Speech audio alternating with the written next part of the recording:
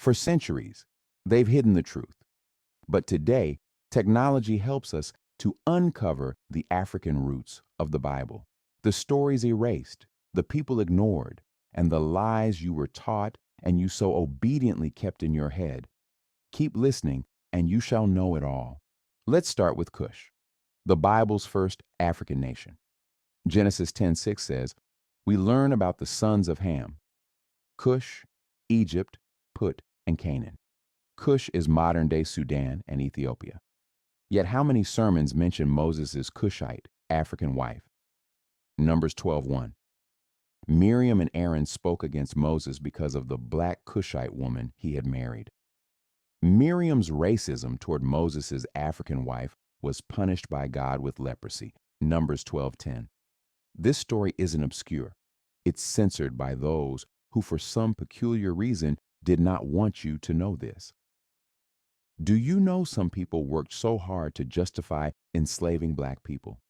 That's why they did not want you to know that their actions were against God's law. Meet the Queen of Sheba, ruler of a wealthy African kingdom. 1 Kings 10:1 says, the Queen of Sheba heard of Solomon's fame and came to test him with hard questions. Sheba wasn't Yemen. It was Ethiopia. Even Jesus called her Queen of the South. Matthew 12:42. Why do Renaissance artists paint her as white? That's the lie. Meet Simon of Cyrene, the African man who carried Jesus' cross. Mark 15:21 says, they compelled a passerby, Simon of Cyrene, to carry his cross. Cyrene, that's modern-day Libya. But how often is Simon depicted as black? This isn't woke revisionism, it's geography. Cyrene was a North African city. Acts 8:27 introduces an Ethiopian eunuch, a VIP treasure for Queen Candace. Philip baptized him, making Ethiopia one of the first Christian nations. Yet how many churches teach that Africa predates European Christianity by centuries? God's promise to the eunuch: a legacy greater than sons and daughters. Africa's legacy is written in Scripture, but erased by man. Genesis 2:13 says, Eden's river Gihon winds through the land of Cush. Cush is Africa, yet Eurocentric maps place Eden in Iraq. Do you know why? To disconnect Christianity from its African roots.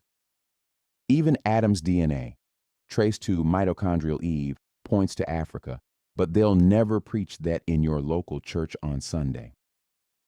This is sad indeed, for a people who were at the heart of the Bible to be relegated so far from it.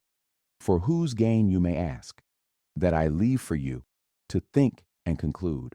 Jeremiah 8:8 warns, the lying pen of the scribes has produced falsehood. When colonizers rewrote the Bible's history, they turned Ham's curse, Genesis 9, into a racist lie to justify slavery. But the original Hebrew never mentions skin color, only geography. The Bible's truth is clear. Africa isn't a footnote, it's the foundation. Proverbs 25:2 says, it is the glory of God to conceal a matter, but the glory of kings to search it out.